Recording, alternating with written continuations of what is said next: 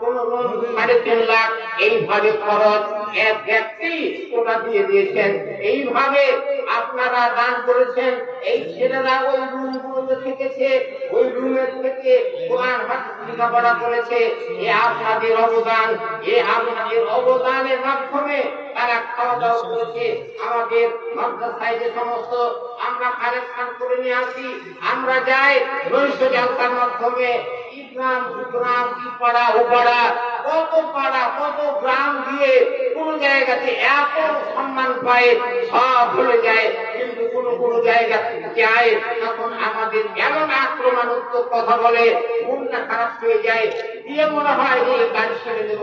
কিন্তু যখন অন্য কোন লোকের কাছে যায়, বিরাট ধনী কোটি কোটি টাকার মালিক, ওখানে গিয়ে চরম সম্মান পেয়ে যায়, তখন ওই দুঃখটা ভুলে যায়। বুঝলেন? এইরূপ আপনাদের অবদান।